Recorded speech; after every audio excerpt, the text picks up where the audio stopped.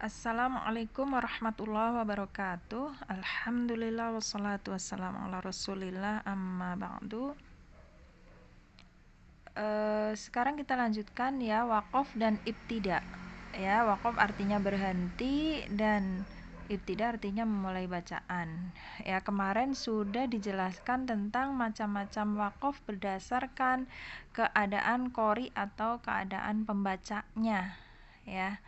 Nah, yang di sini kemarin kan macam-macam wakofnya ada 4 ya. Ada wakof ikhtibari, wakof untuk ujian, ada intizori untuk untuk kiroat ya, pembacaan kiroat. Lalu ada wakof ittirori, itu wakof yang misalnya karena nafasnya nggak kuat ya, atau bersin dan lain-lain. Wakaf yang karena darurat gitu ya. Lalu yang keempat ini yaitu wakaf ikhtiari, wakaf yang sengaja wakaf di situ ya. Ini namanya wakaf ikhtiari. Ya, di sini pengertiannya jadi yang tanda-tanda di Al-Qur'an, tanda-tanda wakaf di Al-Qur'an adalah namanya wakaf ikhtiari ini ya. Namanya waqaf ikhtiari yang di Al-Qur'an ya, tanda-tanda waqaf yang di Al-Qur'an. Nah, apa definisi waqaf ikhtiari? Yaitu menghentikan bacaan sejenak untuk mengambil nafas ya, lalu melanjutkannya kembali. Ya, ikhtiar, dari kata ikhtiar kan artinya memilih ya, boleh waqaf, boleh enggak gitu kan. Jadi benar-benar wakafnya kita sengaja gitu. Nah, lalu di sini untuk wakaf ikhtiari itu ada 4 macam ya. Yang pertama adalah nomor 1 wakaf tam ya. Wakaf tam atau wakaf yang sempurna ya. Berhenti di situ itu sempurna ya. Nah, yaitu wakaf pada kata yang tidak memiliki hubungan dengan kata setelahnya ya, dari sisi lafaz dan makna ya. Jadi dari tidak ada hubungan ya, dari sisi lafaz dan makna. Apa maksud lafaz? Coba kita lihat contohnya ya. Al-Baqarah ayat 5 dan 6 ya. Di sini ini ayat 5-nya, ini ayat 6-nya ya. Ayat 5-nya adalah potongan ayatnya wa ulaika humul muflihun, dan merekalah orang-orang yang beruntung ya.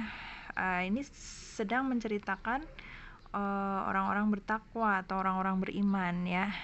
Dari ayat 1 sampai 5 ya, ini membicarakan tentang orang-orang yang beriman atau bertakwa. Sedangkan ayat 6-nya innalladzina kafaru. Apa artinya? Sesungguhnya orang-orang yang kafir. Ya, ini artinya apa? Dan merekalah orang-orang yang beruntung, berarti orang bertakwa. Sedangkan innalladzina kafaru, merekalah sesungguhnya orang-orang yang kafir. Berarti kan beda cerita, ya enggak? Yang satu menceritakan orang bertakwa, ayat yang ini menceritakan tentang orang kafir ya, otomatis beda cerita atau beda kisah. Maka di sini masuk ke yang makna ya. Jadi maksud makna di sini adalah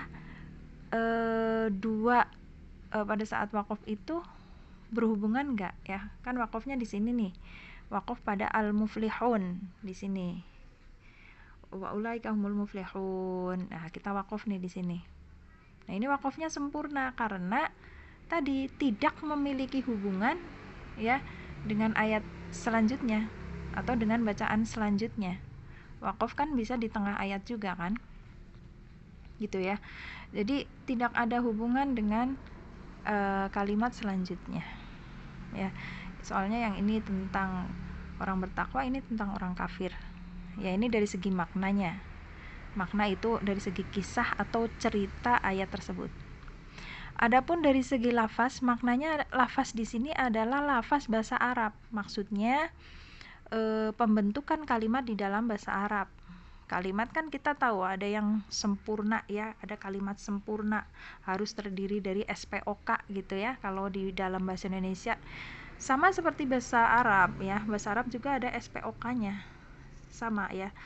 Jadi ini ayat 5 ya, itu sudah sempurna, titik di sini. Ibaratnya titik. Dan merekalah orang-orang yang beruntung. Berarti titik nih di sini. Nah, kalau udah titik berarti ganti kalimat baru. Nah, berarti kan nggak ada hubungan dari segi lafaz ya. Ini yang dimaksud nggak ada hubungan dari segi lafaz itu seperti itu. Dari segi susunan kalimat bahasa Arabnya gitu ya. Jadi lafaz maksudnya adalah susunan kalimat bahasa Arabnya sudah titik belum udah sempurna belum kalimatnya gitu ya. Jadi ini sama ini nggak ada hubungan ya dari segi lafaz maupun dari segi makna atau kisahnya ya. Maka hukumnya boleh wakaf di situ, bahkan sempurna ya di sini ya. Wakafnya sempurna di sini ya, wakaf pada ayat 5 lalu memulai lagi ayat 6. Lalu sekarang kafi ya, kafi atau cukup sempurna ya. Kenapa disebut cukup ya? Ya karena nggak sempurna seperti tadi gitu. Yaitu wakaf pada kata yang memiliki hubungan dengan kata setelahnya ya. Memiliki di sini ya. Kalau atas kan tadi tidak memiliki. Kalau ini memiliki ya, memiliki hubungan dengan kata setelahnya dari sisi ya makna, bukan dari sisi lafaz atau kalimatnya, kalimat bahasa Arabnya. Ya, dari segi makna atau kisah atau ceritanya itu masih sama ya. La yu'minun ya, mereka tidak beriman. Berarti kan masih tentang innalladzina kafaru ya, ini ayat 6 kan. Ya. Innalladzina kafaru sampai akhir ayat la yu'minun. Ya. Mereka tidak beriman.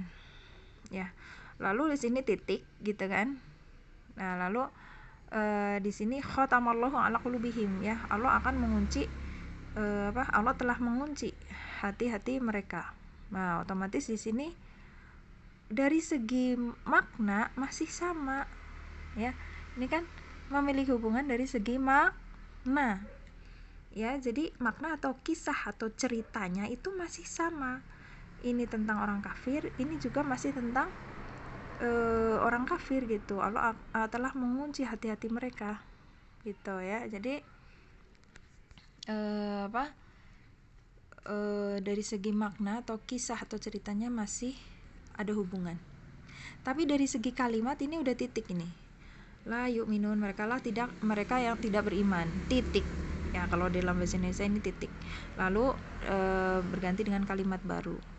Nah, makanya nggak ada hubungan dari segi lafaz karena ini kalimatnya udah sempurna nih, udah titik. Lalu ini kalimat baru. Itu ya. Itu yang dimaksud lafaz ya. Ya, jadi ini wakaf pada la yu'minun ini kafi ya, cukup sempurna. Karena apa? Karena kisahnya masih sama ya, makanya cukup. Kalau tadi kalau sempurna itu nggak ada hubungan sama sekali ceritanya gitu, kisahnya nggak ada hubungan sama sekali dengan kalimat berikutnya atau ayat berikutnya. Ya, di sini hukumnya boleh wakaf. Nah, sekarang yang nomor 3 adalah hasan atau baik ya, yaitu wakaf pada kata yang memiliki hubungan dengan kata setelahnya dari sisi lafaz dan makna ya. Jadi memiliki hubungan dari sisi dua-duanya, baik kisahnya atau ceritanya maupun dari sisi susunan kalimatnya. Belum titik berarti ya, belum titik di situ, masih satu kesatuan kalimat ya, ini masih satu lafaz gitu ya. Di sini selama wakaf pada kata tersebut memberikan makna yang sempurna ya, selama wakaf pada kata tersebut memberikan makna yang sempurna. Misalnya yaitu di sini wakaf pada alhamdulillah contohnya. Alhamdulillah itu udah sempurna ya, kalau dalam susunan bahasa Arab kalimatnya udah sempurna. Alhamdu itu mubtada, lillah itu khobar ya, kalau yang sudah belajar bahasa Arab ya. Jadi berarti udah sempurna, ada mubtada, ada khobarnya Itu kalau yang udah bisa bahasa Arab. Tapi kalau belum ya kita tahu alhamdulillah di situ kan segala puji bagi Allah, gitu kan. Ya di situ memang maknanya sempurna kan. Ya. Cuman di sini ada kalimat berikutnya yaitu Rabbil Alamin. Ini mensifati Allah ya. Segala puji bagi Allah ya. Rabbil Alamin di sini ya.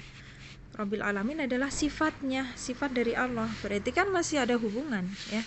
Dari segi lafaz maupun maknanya ya. Dari segi susunan kalimat masih belum titik ya. Segala puji bagi Allah, terus disifati Allahnya dengan Rabb semesta alam. Itu ya. Berarti titiknya di sini nih kalau susunan lafaznya atau kalimat bahasa Arabnya. Lalu dari segi makna juga masih membicarakan Allah. Ya, masih membicarakan Allah berarti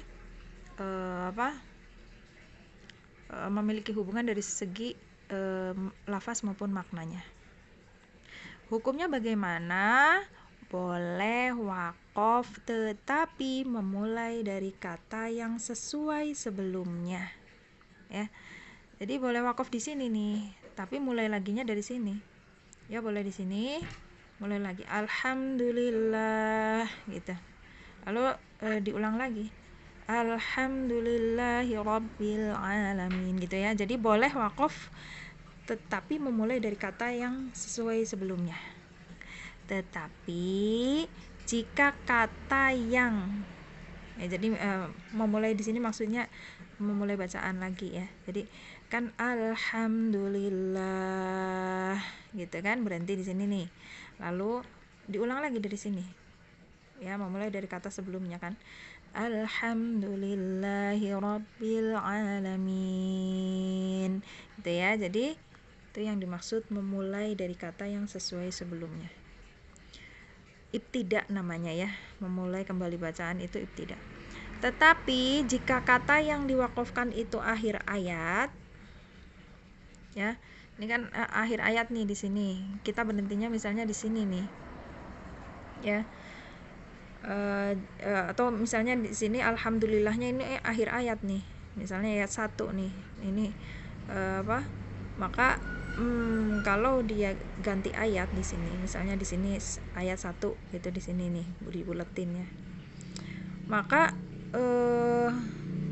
disunahkan langsung memulai ayat berikutnya. Jadi mulai dari Rabbil Alamin gitu, tapi bukan lafaz ini ya, misalnya gitu ya.